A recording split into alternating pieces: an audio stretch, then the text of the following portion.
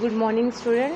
बेटा आज हम हमारा 5th चैप्टर ले रहे हैं द सुमित विद इन, है ना। तो ये जो चैप्टर है ये हमें इस चैप्टर में हम पढ़ेंगे कि किस तरह से जो पर्सन है जिसके बारे में यहाँ पे कहा जा रहा है HPS अहलूवालिया, वो जो है किस तरह से माउंट एवरेस्ट पर चढ़ते हैं और किस तरह से उनको कितनी परेशानियों का सामना करना पड़ता है, किस तरह से फाइनली वो सक्सेस होते हैं, वो सारी चीज़ें इसमें हम पढ़ने वाले हैं। तो बिफ़ोर यू रीड, जैसा कि हर चैप्टर में होता है, हम पढ़ें उससे पहले कुछ बातें दी गई होती है वो हम पढ़ेंगे। Major HPS Ahluwalia was a member of the first successful Indian expedition to Mount Everest in 1965। 1965 में जो पहला एक सफल भारतीय चढ़ान जो हुआ था, माउंट एवरेस्ट पे चढ़ने का जो काम हुआ था, उसमें मेजर HPS अहलूवालिया जो थे वो भी उसके एक सदस्य थे। How did he feel when he stood on the highest point in the world, जब वो इस दुनिया के सबसे ऊंचे वाले स्थान पर, सबसे ऊंचाई वाली जगह पर खड़े थे, तो वो कैसा महसूस कर रहे थे। Let us here his story in his words. अब हम यहाँ पर उनकी ही कहानी, उनकी ही ज़ुबानी, मतलब उनके शब्दों में उनकी कहानी हम पढ़ेंगे। Climbing the summit and then the more difficult task of climbing the summit within, मतलब सुमित यानी क्या होता है, शिखर पर चढ़ना, और उससे भी ज़्यादा शिखर पर चढ़कर उसके एकदम जो उसका जो मेन पॉइंट होता है वहाँ पर चढ़ना, वो क्या है और डिफ़िकल्ट होता है। तो ये HPS अहलूवालिया जो हैं उनके ही शब्दों में उनकी कहानी हम पढ़ने जा रहे हैं। अब यहाँ से हमारा पैराग्राफ स्टार्ट हो रहा है। Of all the emotions which surged through me as I stood on the summit of Everest। Surge मतलब क्या होता है पता है, भरा हुआ। तो पूरी भावनाओं के साथ मतलब पूरे जोश के साथ जब ये माउंट एवरेस्ट के शिखर पर खड़े थे, looking over miles of panorama below us. Panorama मतलब होता है व्यू, नज़ारा। तो जब ऊपर शिखर पर खड़े हैं तो वहाँ से सामने का पूरा नीचे तक का मीलों तक फैला हुआ जो नज़ारा था इनके, the dominant one I think was humility. तो मतलब सबसे अच्छा नज़ारा वो उन्हें वहाँ पर नज़र आ रहा था। The physical in me seem to say thank God it's all over. अगर फिज़िकली ये बात करें तो इनके अंदर से आवाज़ आ रही थी कि भगवान का शुक्रिया कि ये पूरा हुआ।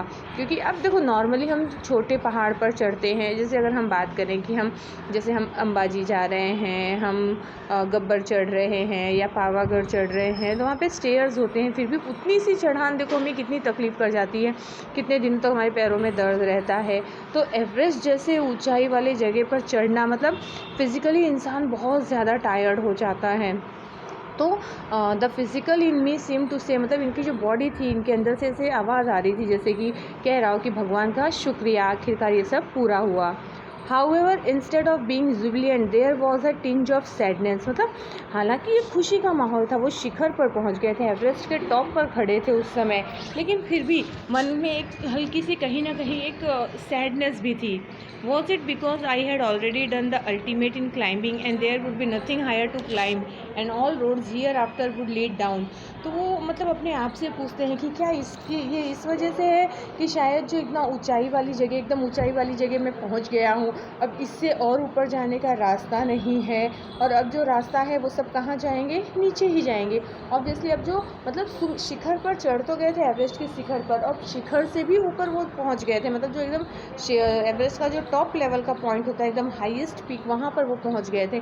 अब वहाँ से उसके ऊपर कोई रास्ता नहीं था, अब उसके बाद जो रास्ता था वो नीचे की तरफ, मतलब उनके अंदर एक तरह से ये दुख भी था कि शायद अब इससे ऊंचाई पर वो नहीं जा सकते हैं, अब इसके बाद जो रास्ता है वो कहाँ जाएगा, नीचे ही जाएगा। By climbing the summit of Everest, you are overwhelmed by a deep sense of joy and thankfulness। तो जब आप एवरेस्ट के शिखर पर चढ़ रहे होते हो ना, उस समय आप मतलब अंदर से आप भर जाते हो, एक गहरी खुशी की भावनाएं, एक आभार की भावनाएं आपके अंदर आ जाती हैं। It is a joy which last a life time. ये एक ऐसी खुशी होती है जो हमेशा के लिए, लाइफ टाइम मतलब पूरे जीवन भर आपके मन अंदर रह जाती है, एक ऐसी खुशी होती है। The experience changes you completely. और ये जो अनुभव होता है पूरा ऊपर चढ़ने का, ये अनुभव आपको पूरी तरह से क्या करता है, बदल देता है। The man who has been to the mountain is never the same again. मतलब वो आदमी जो एक बार माउंटेन पर चढ़ गया है is never the same again, वो बिल्कुल उसी तरह दोबारा नहीं रहता। मतलब बहुत सारी चेंजेस आते रहते हैं इंसान के अंदर। तो कई बार ऐसा होता है, तो इनका ऐसा मानना था कि एक बार एवरेस्ट पे चढ़ने के बाद इंसान के अंदर जो खुशी आती है, जो उसके अंदर आभार रहता है, आप कोई अच्छा काम करते हो तो आपके अंदर वो खुशी मतलब हमेशा के लिए रह जाती है। जब भी आप उस पल को याद करोगे, आपका पूरा जो आपका मन है, आपका जो माइंड है, वो खुशियों से भर जाता है। बिल्कुल यही फीलिंग जो है वो फीलिंग अहलूवालिया जी के अंदर आ रही थी। As I look back at life after climbing Everest, I cannot help remarking about the other Sumit. मतलब जब ये पीछे मुड़कर देखते हैं एवरेस्ट पे चढ़ने के बाद, जब वो पीछे मुड़कर देखते हैं तो वो कहते हैं कि मैं मतलब अपने आप को उस पल से या दूसरे जो शिखर हैं उनसे अपने आप को पीछे नहीं कर सकता हूँ, उनको याद किए बिना नहीं रह सकता हूँ।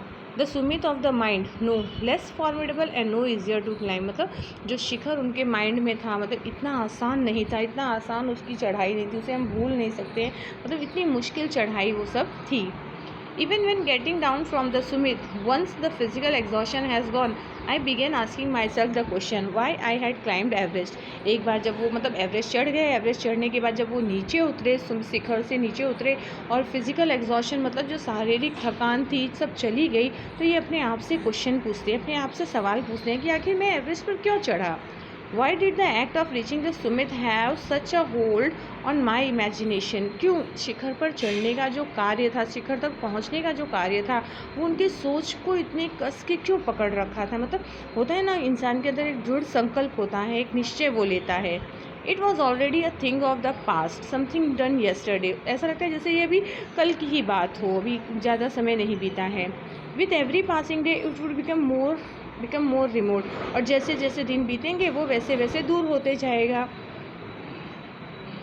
And then what would remain, और फिर क्या बचेगा। Would my memories fade slowly away, तो क्या मेरी याद शक्ति धीरे धीरे गायब हो जाएगी या कम हो जाएगी। फेड होना मतलब क्या होना, कम हो जाना, गायब हो जाना। तो एक बार तो एवरेस्ट पर चढ़े, उस खुशी का ठिकाना नहीं था, उस पल को वो भूल नहीं सकते थे। फिर जब वहाँ से उतर के आए, फिर वो जो उनकी शारीरिक थकान थी सब मिट गई। शारीरिक थकान मिटने के बाद फिर वो क्या कहते हैं कि मतलब फिर वो अपने आप से पूछने क्या कि मैं एवरेस्ट पे चढ़ा क्यों, इसके पीछे चढ़ने का मकसद क्या था। खाली एक याद रह जाना। आज थोड़ा सा मतलब आज तो वो ऐसा हो गया कि भाई ये कल की बात हो गई, कुछ दिनों बाद धीरे धीरे ये बहुत पुरानी बात हो जाएगी। तो बिल्कुल इसी तरह वो सोचते हैं। देखो यहाँ पे एग्जॉशन का मीनिंग दिया गया है कि फैटिक और टायर्डनेस, यानी थकान महसूस करना। और ये अहलूवालिया जी की पिक्चर है। तो यहाँ पे हम हमारा फर्स्ट वीडियो स्टॉप करते हैं। सेकंड वीडियो हम सेकंड पार्ट हम नेक्स्ट वीडियो में कंटिन्यू करेंगे। ओके स्टूडेंट, प्रणाम।